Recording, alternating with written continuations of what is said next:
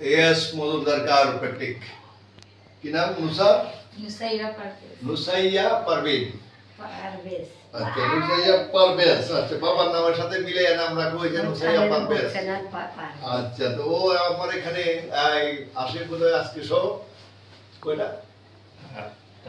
তিনবার এসেছে। চিকিৎসার জন্য আজকে সহ চারবার। আজকে চারবার। সে দাঁড়ানোর সময়, হাঁটার সময় পা উঁচা করে রাখতো এবং হাঁটার সময় পড়ে যেত বারবার। মাথা ঠিক থাকতো না, সবসময় মাথা এইভাবে কাঁপতো, এইভাবে মানে কাঁপতো। তো সুতরাং আমরা 4টা ট্রিটমেন্ট দিয়েছি এবং ওদের বাবা মাকে বলে দিয়েছি বাসায় ব্যায়াম করানোর জন্য, দেখাই দিয়েছি আমরা কিভাবে ব্যায়ামটা করবে।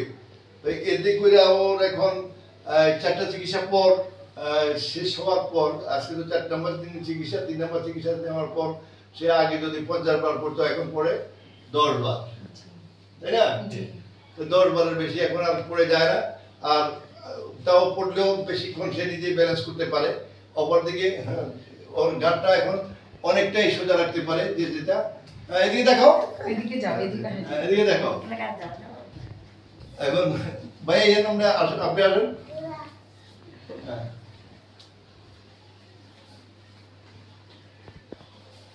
হইলো ওনার বাবা, বাচ্চার বাবা।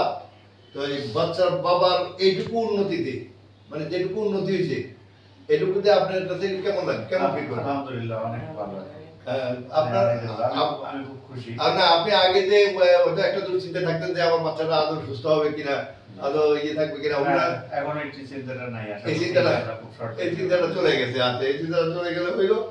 তাই অপরদিকে আমরা বলবো যাদের বাচ্চা 10 মাস বয়সে দাঁড়ায় না, বসে না, 12 মাস বয়সে দাঁড়ায় না, 14 মাস বয়সে হাঁটে না, বা ঘাড় সোজা রাখতে পারে না, পা বাঁকা করতে পারে না, এবং এই স্বাভাবিক আচরণ থেকে বিরত থাকে, তো ওদের জন্য মেসেজ হলো এইটুকু, ওরা যত তাড়াতাড়ি 14 থেকে 15 মাসের মধ্যে আমাদের কাছে আসলে আমরা ভালো সুবিধা দিতে পারি।